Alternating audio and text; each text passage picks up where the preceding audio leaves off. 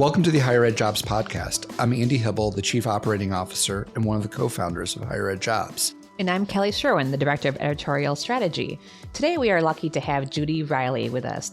Judy joined the Worth Institute for Entrepreneurship and Innovation at the University of Connecticut in May of 2021.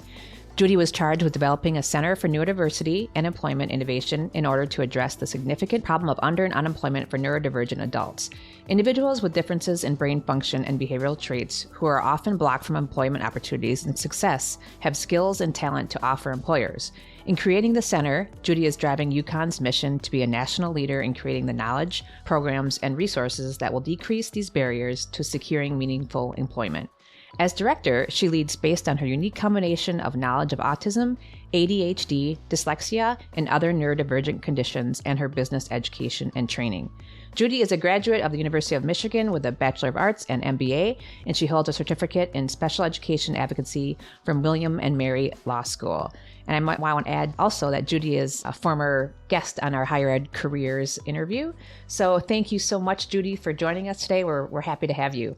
Thank you. Happy to be here again. So Judy, let's get started. So can you share a little bit more about yourself and your role as the director of the Center for Neurodiversity and Employment at the University of Connecticut? Yeah, it's so many letters and words. And people are always saying, can you please shorten the title of that center that we run? I'd be happy to. It's a privilege to be the director of the center, which is so unique and one of a kind. UConn wanted to take on the challenge that is seeming to be persistent for neurodivergent individuals. Got to get a little bit into the definition of what that is, but it's anybody who has a difference in their individual brain function or behavioral traits that's blocking them from employment that is commensurate with their talents. And so UConn stepped in and said, we want to take this on a sort of systemic level and asked me to design and develop that. My background has been in the space of what we call now neurodiversity, but in the time that I was working in this with families and in education, it's technically learning disabilities. I hate the word disability. There's a lot of people who actually find a lot of empowerment in that and they relate to that, but not everybody does. And I really like to focus on the strengths. But in any event, I was helping individuals as they navigated their development, which 80-90% of your day as a kid is going to be about school and friendships. And are you hitting those milestones? And so I helped families navigate that, both from a legal educational rights perspective and also federal and state policy. And then we move really, it's the same population now, right? We're looking at adulthood, school ends, and you look at how do I launch my life? And in what ways is it sort of analogous that the barriers and challenges you were finding in the educational system are also out there in different ways, but also similar ways in the employment system. So I really love that I've been able to take that professional career into the rest of people's lives and setting them up for success. Yeah, it sounds like what an honor for you to help design that center. And I feel like they picked the right person to do that with your background. Yeah, I hope so. I'd like to think so. I think just kind of following up just a little bit, obviously you kind of said it well. There's a lot of words we just put out there. And for folks who are listening to the podcast, a short while ago, I would have been one of them. When you start hearing about neurodiversity and you start talking, you mentioned a few things within there, but is there a better way for people to best understand what neurodiversity is, how it presents itself, which I understand as many different ways, and just something a little bit more pragmatic for people to best understand what exactly we're talking about? Absolutely. It's one of the first things that we address whenever we're talking to anyone from an educational aspect. So neurodiversity itself is it's a noun, and it has to do with every human being on the planet. We all have cognitive differences and uniquenesses, just like our thumbprint, right? Our fingerprints. Now, within that, you're going to have a population that falls on the normal distribution curve, right? I get into statistics, but if you're going to look at people's brains, you're going to say somewhere between 65 and 98% of people are going to perform a certain way, whether that's about how they pay attention, how they use language, their memory, all the different ways our brains function. And so the further you get away from what is called typical, and those words can be very charged, normal and typical, but they're not. They're just facts about statistics. The more you behave in a way and think and perceive the world in a way that's just different from how the world is structured. So you become divergent. So neurodiversity has to do with our whole species, and it's a strengths-based perspective to say, hey, We need all of these differences. Just like biodiversity exists for a reason, we need all of these brain differences in order to thrive and innovate and evolve as a species. But with neurodivergence, you're going to have to also be considerate about how we structure things like, in this case, employment, hiring practices, managerial practices, retention strategies, and all that, so that you're understanding behavioral differences that are not wrong. They're not to be misunderstood. But when people aren't educated, they are. They are often misunderstood. So neurodiversity is one concept. Neurodiverse is an adjective, and it refers to a group of people. This conversation has 5 people in it. This is a neurodiverse group, right? Neurodivergent really refers to an individual, and that's to indicate that somebody is falling sort of outside the norm in enough of a way that it's causing some barriers or challenges. It's also creating tremendous strengths and talents and uniquenesses, and that's what we try to balance out. And neurotypical is the 4th word I will tell you, and you're going to hear that as a way to contrast. Somebody who isn't falling outside the norm is neurotypical, probably not going to struggle as much to just sort of cope with the way the world's built, as opposed to being neurodivergent. One last thing I'll say here is sometimes people really appreciate, just from a learning aspect, kinds of labels or diagnoses or cognitive considerations. And so you don't need to know what those are in order to be a good human and understand neurodivergence, but we're talking about, cognitive profiles like autism, ADHD, dyslexia, dyspraxia, nonverbal learning disability, Tourette syndrome. So there's any number of diagnosable profiles that can fall under the label of neurodivergence.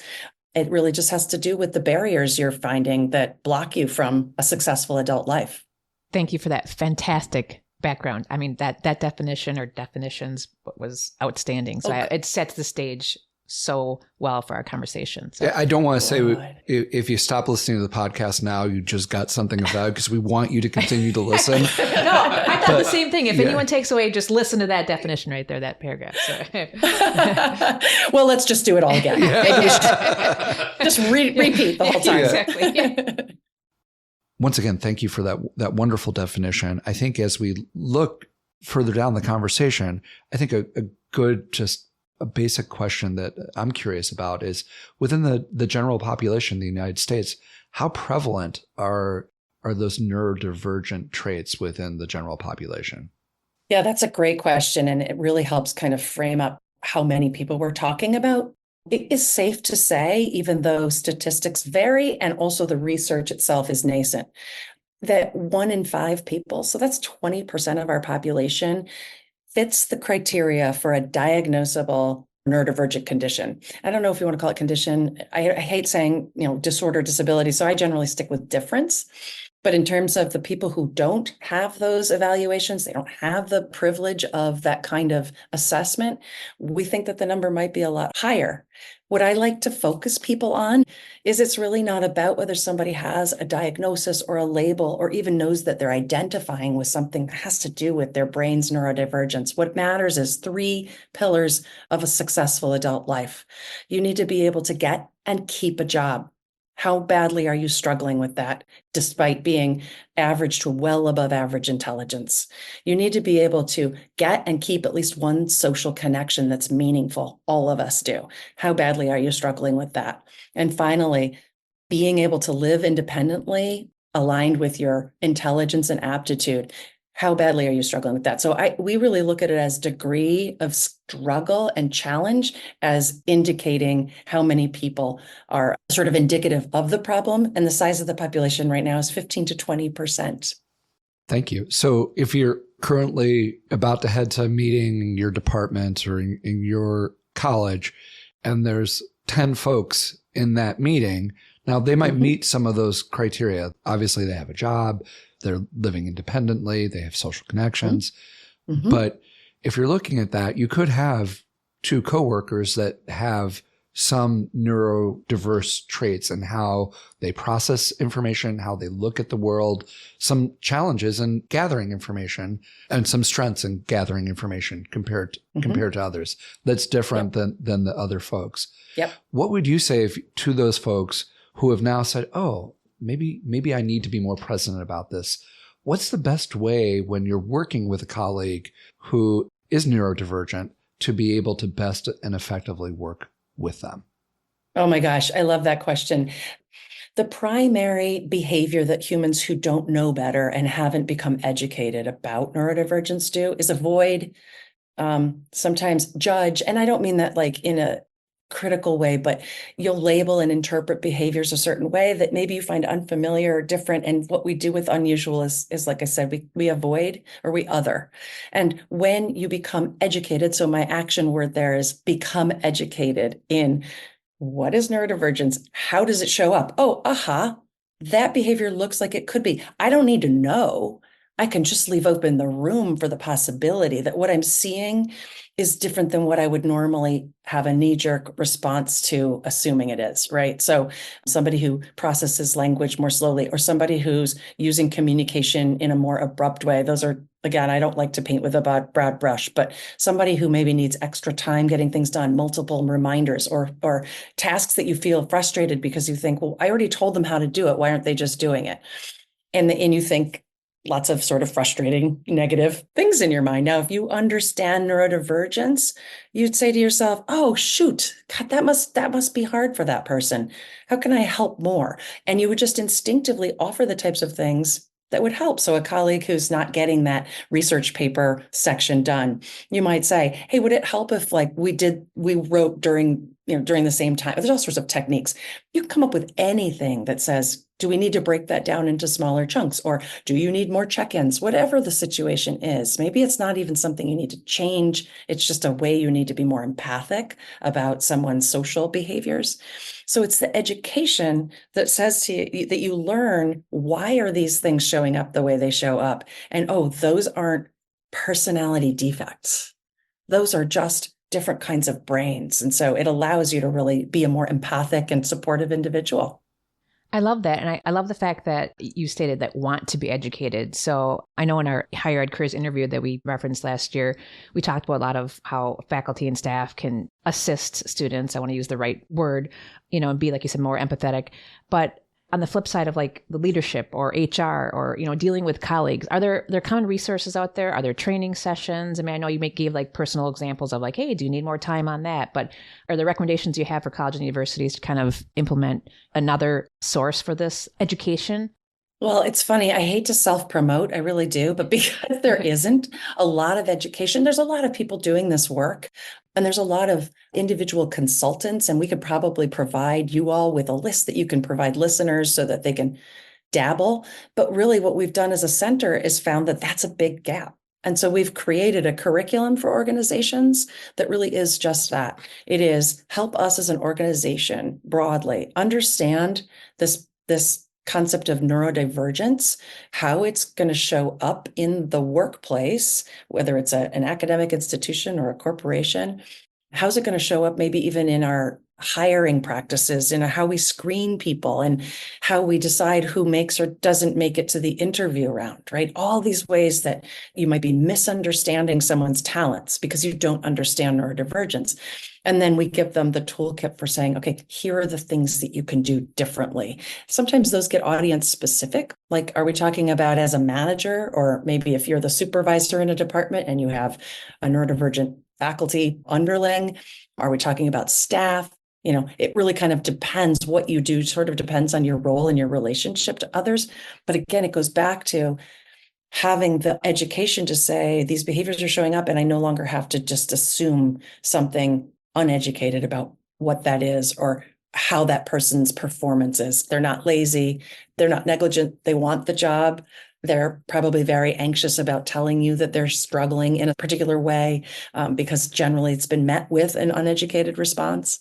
So we have a curriculum that we have put out now through the center. That's our Excellence in Neurodiversity curriculum, but I can also share lots of other resources where people can learn about it. Great. Thank you. Yeah. And we'll list those. You mentioned anxiety. Mm-hmm. Just wanted to touch a little bit on anxiety and see how much does anxiety play into neurodivergence? Listen, I wish I could say it doesn't, because it's one of the most challenging aspects of being neurodivergent, and it's so embedded in the experience. But it's one of the 4 behaviors that we talk about with organizations and schools, how it's going to show up. We talk about 4 of them, and anxiety is one. So I'd love to just sort of couch it in those 4. Physical behaviors have to do with things that we're going to see, that might be stimming, or it might be tics, it might be a sensory issue. We talk about social and communication behaviors where you're going to have differences in how your social preferences or the way you talk, or maybe it's written language or verbal language. We talk about something called executive functioning, which is really your ability to take in information and independently execute on a goal. And then finally, we talk about anxiety and emotional regulation. So 2 pieces to that. There is an innate baseline that is much higher for somebody whose brain is wired differently for having heightened anxiety. So you're already starting with a nervous system that's kind of prone toward anxiety. And then you proceed as a child and then a young adult and then an adult in a world that continues to misunderstand you and judge you and really have a disability deficit lens on your differences. Your anxiety goes through the roof because you assume people expect you to fail. You get into a workplace situation, and like I was saying, maybe you're too anxious to bring up how you're struggling because that has just been reinforced in your life. When you enter an environment or a workspace where an organization's gone out of its way to make it known that, hey, neurodivergence, we understand it, we get it, like through messaging, through people being kind and getting educated, it gets normalized. The candidates and the job seekers that we have worked with, it's an incredible relief, and it drives their performance so much higher because they can put down so much of that worry. So it's an unfortunate baseline that's made worse by uneducated bias, really. Gosh, I hope everyone listens to this podcast. I hope they didn't stop listening after the first 5 minutes and just got that. Yeah. No, yeah. Do you want to tell them we're giving away cars at the end? No, we are not giving away cars. We cannot say that. So Judy, you referenced candidates who are looking at institutions that are organizations that might put it out there that they are welcoming and understand that and are trying to be educated about it. So, looking from a job seeker perspective, are there some common questions they should ask? Are there some things that they should look at to determine if that campus is inclusive and fosters a sense of belonging for neurodivergent individuals? As a student or a job seeker? From a job seeker. So just as with almost any type of organization, but certainly a college or a campus as well, the best advice we give is that we always have candidates really come up with their own expression of their neurodivergence in terms of the strengths and also in terms of some of the differences, maybe differences that are going to be challenging, that the person is going to experience either in the hiring process or in the role, in the job. And we like them to lead with it, regardless of what the interview or the traditional conventional process that the organization has set up. That's fine. But at some point, we want them to take that and say, look, I learn differently. They don't have to talk about diagnoses or labels, but they can just say, I wanted you to know that I learned differently. And here's what that means in the context of this interview, but also in the context of the role I'm about to have. And then they educate them about why that is, and it doesn't have to be because I have OCD. It can be, I generally need more time to finish this, or I do better on tasks like this, but they have to learn that about themselves first. So all of our work with candidates is around that self-awareness and that empowerment piece that says, yeah, okay, we're not going to sugarcoat it. You do have challenges with X, Y, and Z, and you're going to get better with time if you're in an environment that's patient and understanding and supportive rather than like, you mess up, you're out. So whether that's in an interview or you get the job. So we teach candidates how to communicate their profile and their own uniqueness in a differences and strengths approach, and that educates the organization, really. We teach them, watch how the response is. If you say, I struggle with having questions put to me without an ability to review them in advance. And the company says, well, I'm sorry, that's how we do it. We're always like, that's a red flag, because a lot of companies or organizations or employers will respond very favorably. And you'll see that as like a green light, so we have them ask for things that are incredibly reasonable. And we see what the organization responds. Do they say, okay, but you have to go through our formal accommodations process and it's 17 steps and you have to talk to 13 different people and it's all these different, okay, there's that. And then there's sure, no, that's no problem. Let me check with person 1 and person 2 and we'll get that to you.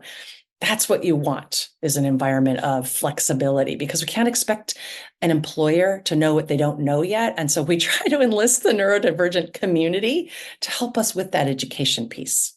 I think that's such an important point just in general. For anyone who's applying for a job, everybody's like, well, the goal is to get a good job. Well, that is the ultimate goal, but a very big part of that process is not taking the wrong job. Yeah, I know. There's such a rush to getting a job that appears to be good, which by all measures can be, but it might not be a good job for you.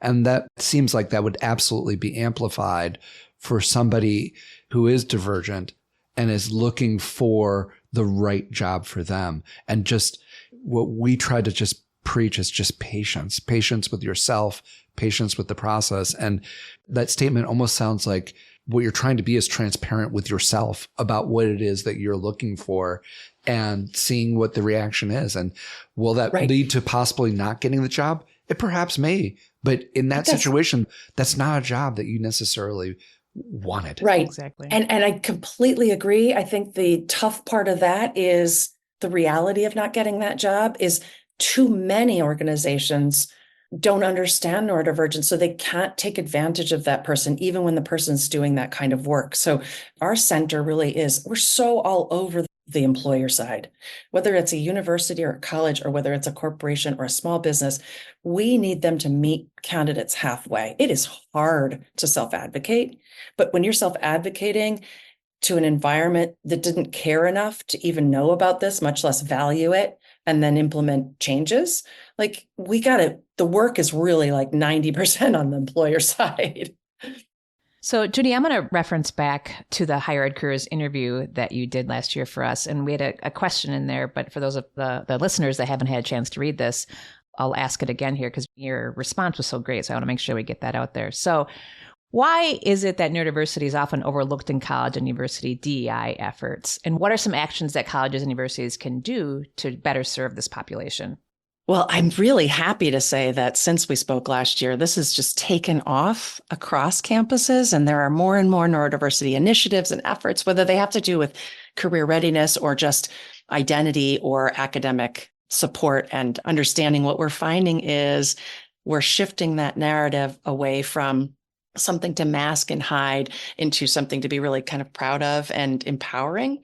So what can schools do is they need to make it more part of the message in their diversity and equity and inclusion, narratives or branding or activities. Just like in companies, they really have to expand the definition of diversity to include neurodiversity. But again, that kind of is just now bubbling. It's not even just now bubbling up. I feel like it's everywhere right now. And colleges too are really the flood of college students who are kind of the groundswell of realizing, I think, partly because of things like what UConn's doing, which is empowering them to say, hey, listen, your neurodiversity, this is an advantage in lots of ways. And it's the first time in their lives they're hearing that. And so really aggregating the students and the recent alumni and getting them together, it's just wonderful to be in live events with them where they're like, I can't believe this is happening. Like, this is the first time in my life that I'm being heard and valued for my differences instead of othered. We do panels regularly with neurodivergent college students and adults who've been hired by companies who value their neurodiversity and have done things differently because of it. And you just cry every time because it's been a long time coming. So I think it needs to be said more. It needs to be part of the, campaigns and just more part of the conversation. I think you referenced earlier that, I'm not sure if we were talking about this when we were recording, but it has to be more than just, words on the paper. It has to be truly, more than just, a statement. You have to have actions behind it. So thank you for we that. probably did. And I will say this also, you're very right on that note. We have a lot of organizations that will come to us and they'll say, okay, we're ready to do this. This sounds like a really good thing to be doing. We're ready to do this. So how do we tap into neurodivergent candidates? And I'm always like, okay, well, I love that you want to do this, but you have to actually change some of the things and you have to educate yourself. So you're right. I think campuses too, staff and faculty are eager to learn what this means. There's 1 in 36, and this is not just about autism, although neurodiversity as a term was coined in the 1990s, aligned with the autism community. It's no longer that. As we talked about, it's a huge umbrella of neurodifferences, but you have to understand, value, and then make changes in order to really embrace this. And I think you said earlier that if you're the employer, the university being the employer, if you're starting at zero, 90% of the work ahead is for you to do. And obviously 10% is from the employees. However, if you see the value in this, there's such a wonderful resource for your community if you're able to have your community do that work. And if you do that work, you're going to receive the benefit of what those efforts will have. Yeah. We'd be remiss, because this was also a question from the interview in early 2023 in Higher Ed Careers. We had asked, what is the University Council for Neurodiversity Employment that UConn has launched? And how can other colleges and universities get involved who may be interested in doing something like this? Oh, I love that. We have had such interest, and so many colleges and schools across the country join us. What that is a council of universities and colleges who want to work collectively to standardize some of the ways that we can engage and aggregate the populations affiliated with our campus who say, I'm neurodivergent, right? Because it's hard to help and support and deliver opportunity to those who are hiding in the shadows. And so there needs to be this empowerment. And so what we do is with these council schools, we have a candidate network that goes across all schools that any student or recent alumni can join. And that way, then we have an audience to whom we can deliver education and empowerment. And hey, what does my neurodiversity have to do with the job search anyway? What do I do about my resume? Or like we talked about, how do I, from a job seeker perspective, what can I do to ask if a campus or an employer is inclusive of me? So all those questions that they have, we work across all these schools so that they are not all reinventing the wheel. So any college or university can go to our website and join our university council and sort of join the practices that we're trying to implement around career readiness, understanding and empowerment. And then the final piece is connecting these candidates with the companies who are doing the work, because that's what we want to do, is make sure that we're maximizing that connection. And how many members of the council do you currently have? Last I checked, we were either right about at 90 colleges and universities or just over. I can't remember. It changes so frequently. Every time we do sort of an event where there's schools there, people join us because there's just a lot of resources in terms of what they cannot have to reinvent. Like, just take the council work and implement it at your school, or have your students join a meeting that's met students from lots of different schools. It doesn't have to be that you have to host everything individually. And I would point out, when you did the Higher Ed Careers a year ago, that number was 50. And I'd also be remiss. I love this from the interview, so I want to make sure we say it exactly. UConn leads the council because we don't just want to fix things on our campus. We're committed to affecting change across colleges and universities. This is one of those things that I think is absolutely part of what makes working at a college or university great, is when universities really do care about affecting change within their institution and society. Lots of great things have happened in our world because of that. And it's great to see UConn taking the lead to do that. So thank you. Yes. Kudos. I'm going to close with one question, because it kind of struck me that if you listen to this entire conversation and you're really interested in learning more and you're engaged, but you may be wondering just a bit, maybe there's parts of my neurotypical makeup that isn't quite what I thought it was, and I'm not quite sure where I may be. What would your advice be to somebody who might suspect that maybe they've lived their lives not always neurotypical and want to learn more about their own neurodiversity?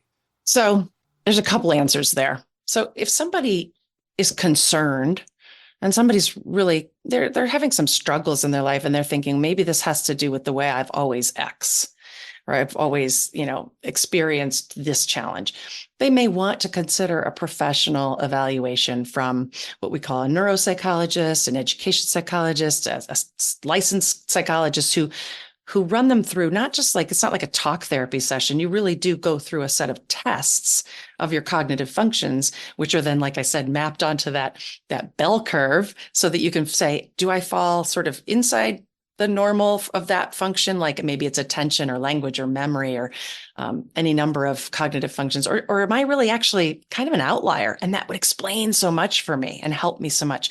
So there's the formal evaluation where you can go to your doctor or you can go and find a psychologist and and get that kind of evaluation done. But in other ways, I think that the beauty of the growing awareness about neurodiversity is just the abundance of information that there is online, written by people in the neurodivergent community, for people in the neurodivergent community. And if you start to recognize yourself there, and if that's an identity that you're feeling like it really resonates with you, and it's more of that piece of things, then I recommend that avenue. Of course, I'd be remiss if I didn't say that, if you're in an employment setting and you need an accommodation that's formal, you really do need a formal diagnosis still in order to, meet the Americans with Disabilities Act requirements. But that's just not always the case. That's why people want to know. Sometimes they just want to know to understand themselves better. So there are lots of resources online too again, they're not necessarily certified or credentialed, but they can help you. You can take quizzes and tests where you can sort of say, hey, this really helps me understand myself better. At the end of the day, though, what you're going to want to do is then help others understand you, because it's about neurotypical people not misunderstanding you that really makes or breaks your life success and peace, contentment. I think it's a perfect way to summarize the podcast. Oh, Thank you so very much for spending time with us and sharing so much. If you have any questions for Judy or for us, please feel free to send us a message on X at HigherEdCareers or email us at podcast@higheredjobs.com. Thanks, Judy. thank you. Thank you for listening. We'll talk to you soon.